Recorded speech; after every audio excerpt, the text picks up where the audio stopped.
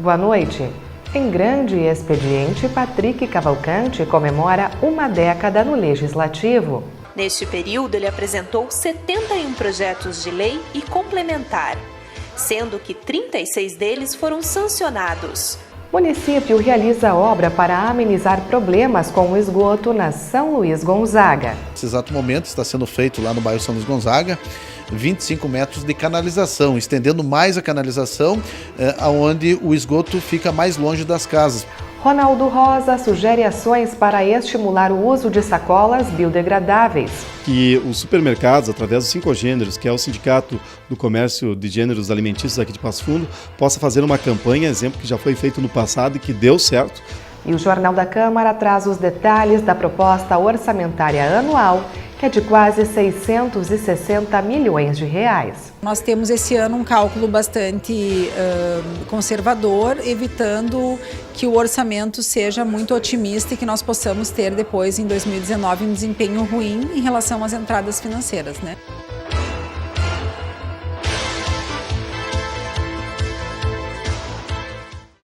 O orador do grande expediente da plenária de segunda-feira foi o vereador Patrick Cavalcante. O democrata fez um apanhado das ações executadas durante seus mandatos no Poder Legislativo. O vereador Patrick Cavalcante está comemorando uma década de trabalho na Câmara e de conquistas em diversos setores. Neste período, ele apresentou 71 projetos de lei e complementar, sendo que 36 deles foram sancionados. Ainda enviou ao Executivo um total de 962 pedidos de providências e 227 indicações. Falei na semana passada aqui na tribuna da importância do governo do prefeito Luciano Azevedo ter aí mais de 70% de aceitação da população. Mas também lembrei que não é sozinho, que o nosso partido, Democratas, como demais partidos que aqui fazem parte do governo, também estão junto, auxiliando com secretários, pessoas técnicas e também opinando na gestão sobre o crescimento da cidade. E o prefeito Luciano, muito receptivo que é, também escuta muitos partidos. Então, vale ressaltar que nós, vereadores, não fizemos tudo sozinhos, nós temos o gabinete, os assessores que nos ajudam, a comunidade que nos sugerem algumas ideias e algumas indicações e a gente acaba levando, como nós também fizemos de uma caixa de ressonância, né, levando ao executivo, e muitos dos projetos que a gente trata e acaba conversando, e eu pude aqui falar da família acolhedora, né, e entre os projetos que foram indicações do vereador que foram transformados em leis, porque o prefeito entende sim que é um projeto importante para diversos segmentos da nossa sociedade e da cidade. Durante o grande expediente, o democrata fez um apanhado de ações que ao longo dos anos trouxeram benefícios para a comunidade. Um exemplo de sucesso foi a retomada do antigo prédio da Justiça do Trabalho pelo Executivo em 2017. Nós tínhamos um prédio que era do município, que era uma área do município, foi feita a concessão para o governo do estado e federal, para que ali tivesse Justiça do Trabalho, e ficou por 3 anos interditado, fechado. Nós fizemos uma indicação ao executivo, sugerindo então que o executivo pegasse essa área, fizesse uma pequena reforma e que ali pudesse levar uma secretaria. O prefeito atendeu a demanda, hoje nós temos lá a Secretaria de Finanças atendendo, dando amplitude, tirando de um espaço onde nós tínhamos ali na General Canabarro, um espaço que era pago, um aluguel, e hoje não, esse recurso fica para o município. Então esta é uma das formas que nós temos também de ajudar a administração na economia dos investimentos. O orador também destacou suas interferências para proteger o patrimônio público. No caso da retomada da área da Manitowoc, o debate aconteceu no parlamento e na esfera judicial. A única proposta que este vereador, que é o autor da devolução, pedindo a devolução da área para o município, porque a Manitowoc não cumpriu com o que dizia a lei, né?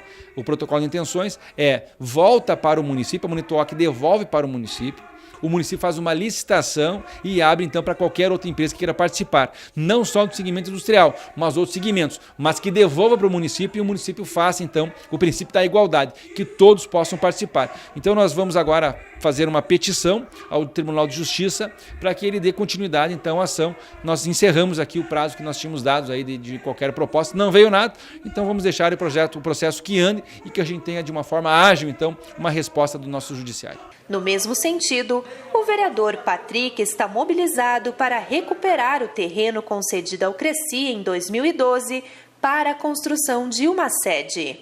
Foi aprovado na Câmara na época, 2 votos contrários, meu e do vereador Paulo Necklin.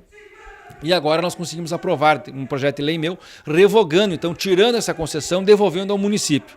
O prefeito sancionou e o Cresci questionou via judicial de quem seria a responsabilidade se o vereador poderia fazer uma lei desta envergadura, revogando uma legislação. E o prefeito, então, ajuizou também, notificou extrajudicialmente que sim, nós queremos a devolução da área, até porque nós temos um projeto de ampliação do Corpo de Bombeiros, que o projeto já está tramitando, e ampliação do nosso Cais Petrópolis. O Cresci fez uma proposta, então, para que 50% só da área fosse devolvida, e nós agora estamos no segundo momento, coletando assinaturas no bairro Petrópolis e outros bairros, para dar e balizar o prefeito na sua decisão. Nós queremos a integralidade da área para o município. Cavalcante lembrou ainda de mobilizações realizadas para garantir a geração de emprego e renda, como a resolução de impasses entre a Prefeitura e as empresas terceirizadas. Eu sempre cito um exemplo assim, eu sou funcionário da Fundação Cultural da Rádio Planalto há 15 anos.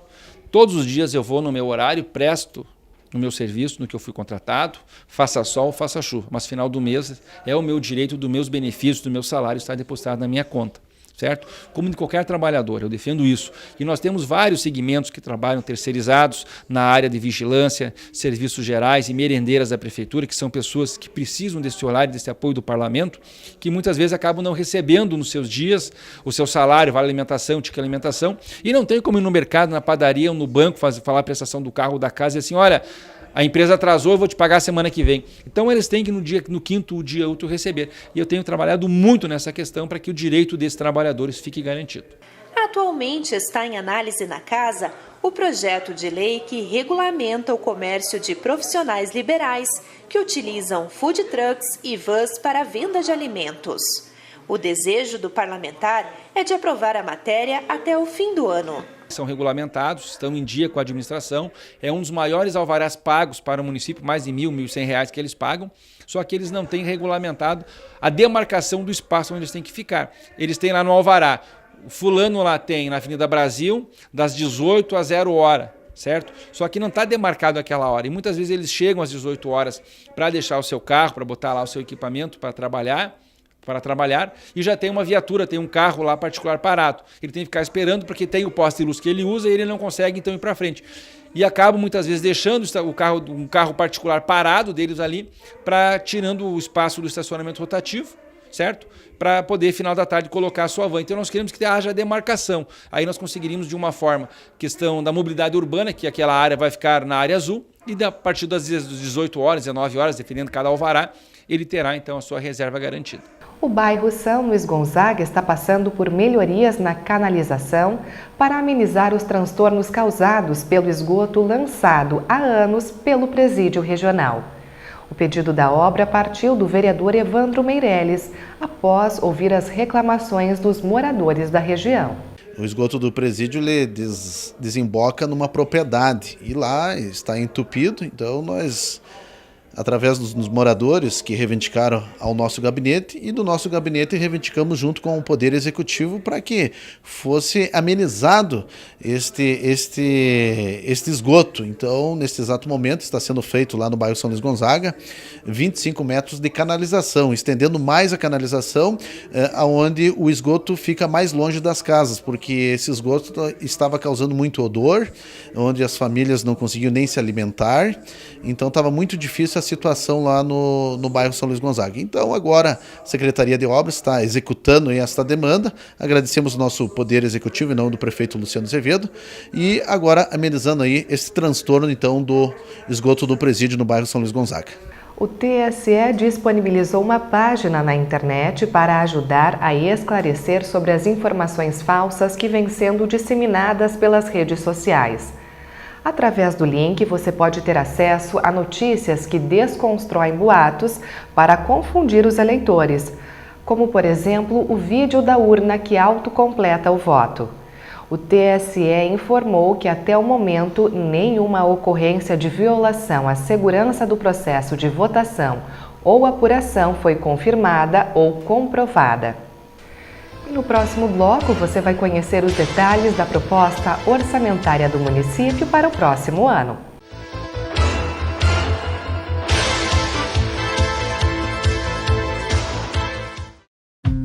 Quem tem dúvidas sobre a propaganda eleitoral na internet, consegue acompanhar tudo o que pode ou não pode ser feito pelas redes sociais do Tribunal Superior Eleitoral. As informações estão numa cartilha interativa. Por exemplo, todo impulsionamento na rede deve ser contratado diretamente por meio das plataformas de mídias sociais. O uso estratégico e pago dessas ferramentas para garantir maior visibilidade também é permitido por partidos e candidatos.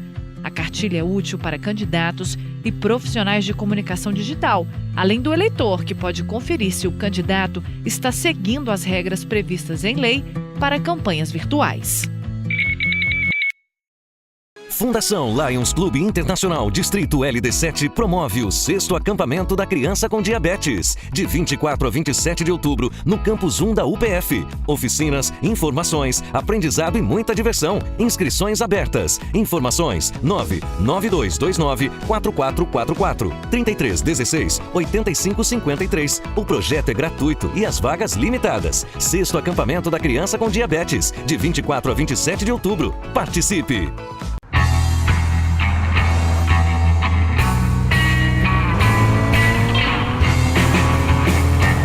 Oi, eu sou você do futuro e vim aqui te dizer para aliviar o pé desse acelerador aí, cara. A família toda tá esperando a gente, eu quero chegar lá inteiro. Agora sim, muito bem, vamos lá.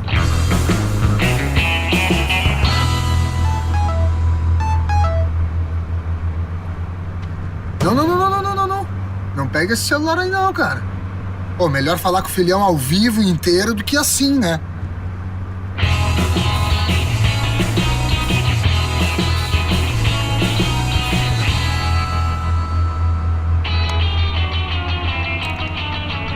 Pra quê? Pra quê? Ah, bebe lá quando chegar, né, pô? E a cela vai estar mais gelada também. Não dá. Ah, tá, né? Era só o que me faltava. E ó, dirige direito esse carro aí, porque não cabe mais ninguém aqui.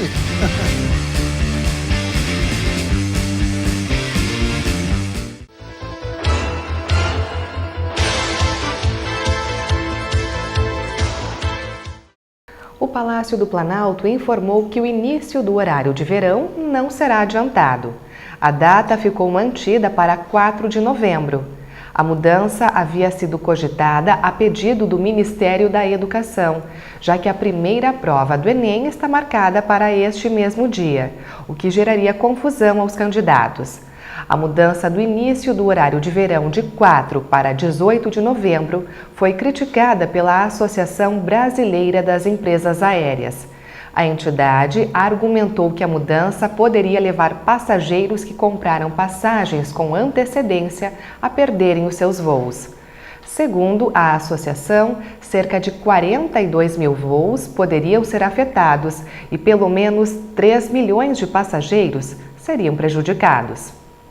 Recentemente, a Câmara de Vereadores realizou uma audiência pública para debater a substituição das sacolas plásticas pelas biodegradáveis. Em Passo Fundo, muitos estabelecimentos comerciais não cumprem a lei que está em vigor desde 2010. Por isso, algumas sugestões já estão sendo apresentadas. Conheça agora as propostas do vereador Ronaldo Rosa. Não é fácil trabalhar esse tema, convencer as pessoas, conscientizar as pessoas, lembrar as pessoas de levar a sua embalagem retornável para que não tenham que utilizar as sacolas plásticas dos mercados.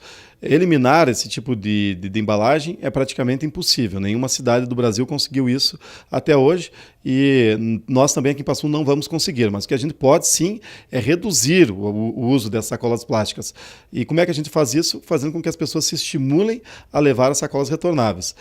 Então estou sugerindo duas questões. Primeiro, que os supermercados, através dos 5 gêneros, que é o Sindicato do Comércio de Gêneros Alimentícios aqui de Passo Fundo, possa fazer uma campanha, exemplo que já foi feito no passado e que deu certo, que realize novamente a campanha, onde naquela época foi feito, por exemplo, um sorteio de um veículo 0 km, sorteio de um automóvel, para as pessoas que ao longo do ano levaram as suas sacolas retornáveis ao fazer as suas compras no mercado. Lá elas ganhavam um ticket, preenchiam com seus dados e aí concorriam ao veículo. Isso estimulou muito as pessoas a levarem, porque tinha aí uma possibilidade de ganhar um prêmio. E a segunda opção é que seja criado uma espécie de bônus, uma gratificação, um desconto no final total dos gastos do consumidor nos supermercados, onde ele tenha lá que possa ser pequeno desconto, mas que aquele consumidor que levar a sacola retornável tenha esse desconto. Acho que são algumas medidas simples, algumas sugestões que a gente está apresentando, que eu tenho certeza que podem sim contribuir para incentivar e estimular as pessoas a diminuir o uso das embalagens plásticas. Está tramitando na Câmara de Vereadores o orçamento do município para 2019. O projeto de lei que estima a receita e autoriza as despesas é de quase 660 milhões de reais. Os detalhes com a secretária de Planejamento, Ana Paula Vickert. O projeto do Poder Executivo foi elaborado de acordo com a Lei de Diretrizes Orçamentárias para o exercício de 2019 e com o Plano Plurianual que corresponde ao período de 2018 a 2021. Quando nós fazemos a elaboração da Lei de Diretrizes Orçamentárias, que é antes do orçamento, né, nós fazemos uma análise da capacidade do mercado, enfim, da movimentação, inflação, projeções, né, e uma relação com os valores arrecadados pelo município no ano corrente, então, que é 2018. Então, foi feito um crescimento, uma estimativa de crescimento da economia, que nesse ano ela é bastante conservadora, né, e se estipula, então, um valor aproximado para o orçamento do ano seguinte. Então, nós temos esse ano um cálculo bastante conservador, evitando que o orçamento seja muito otimista e que nós possamos ter depois, em 2019, um desempenho ruim em relação às entradas financeiras, né? Então, já estamos planejados para esse momento que vem em 2019, que vai ser tão difícil quanto 2018. Assim, o valor de quase 660 milhões de reais será dividido entre 26 órgãos da administração municipal. Alguns setores recebem um percentual já definido pela legislação, como educação 35%, saúde 16% e a Câmara de Vereadores 7%. O texto também destina quase 349 milhões de reais para as despesas com encargos e a folha de pagamento do funcionalismo. O que acontece? Sempre é analisado o comportamento da secretaria, quanto que ela utilizou do orçamento daquele ano, capacidade de crescer, investimentos que serão feitos ali, né? Transferências de crédito, porque, por exemplo, a Secretaria de Obras está recebendo um valor alto do PAC para as obras da Avenida Brasil, então isso é incorporado ao orçamento, né? E, claro, verificar se temos alguma demanda nova. E, logicamente, que saúde e educação cumprindo as recomendações, né, e exigências legais, né, com os mínimos que são previstos para as secretarias. E, naturalmente, que para elaborar o orçamento a gente também tem a questão do pessoal, né, definição de folha de pagamento e custeio, que essa é uma definição também já mais amarrada. Juntas, as autarquias da administração indireta recebem uma fatia importante do orçamento. O Instituto de Previdência Social dos Servidores fica com 15,14%. O Hospital Municipal, 1,20%. A Caixa de Prestação de Assistência dos Servidores Municipais, 3,33%. E a Fundação Passo Fundo de Turismo, 0,1%. Algumas autarquias, elas necessitam receber repasses do recurso da prefeitura, né? Porque mesmo, por exemplo, o hospital municipal, ele precisa também receber repasse porque não consegue atender às suas demandas apenas com recurso repassado pelo SUS. Mas isso é feito dentro de um planejamento, sempre junto com o prefeito e definido, né? Claro, por exemplo, a Codepas, ela presta serviços, então ela tem entradas de recursos e aí essa variação acontece ano a ano.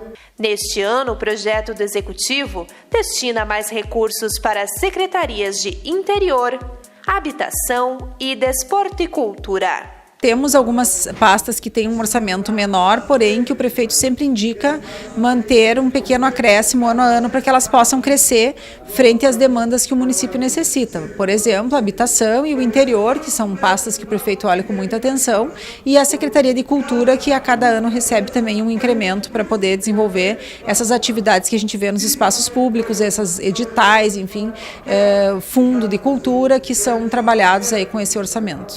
O texto, que estima a receita e autoriza as despesas do município para 2019, prevê uma queda nos recursos. O valor total oriundo de tributos próprios é de cerca de 176 milhões de reais. Da União virá para Passo Fundo uma transferência de 97 milhões. Por parte do Estado, o montante é de 185 milhões. Por exemplo, o ICMS e o IPVA vão arrecadar juntos 171 milhões de reais. Nós temos que ter a consciência de que Passo Fundo tem se mantido em equilíbrio financeiro durante esse momento, mas é porque nós estamos trabalhando sempre, fazendo um controle justo junto com a Secretaria de Finanças, tanto do orçamento quanto dos investimentos, né? E temos visto que alguns repasses têm diminuído, né? Então, alguns impostos se mantêm, alguns impostos diminuíram, principalmente a questão do ICMS deu uma reduzida, porque daí se as pessoas consomem menos, entra menos ICMS, mas nós temos tido assim esse acompanhamento e daí é mais garantido e seguro termos uma previsão orçamentária mais conservadora, porque caso retorne o crescimento do país e cresça, por exemplo, o ICMS, que é um dos impostos que é variável, né? Nós podemos aí tranquilamente ter um orçamento revisado ou reposicionado em relação a esses crescimentos, mas nós usamos sempre todas as revistas de economia, softwares, né, que fazem essa projeção do crescimento do orçamento do município. E estas foram as informações do Jornal da Câmara de hoje.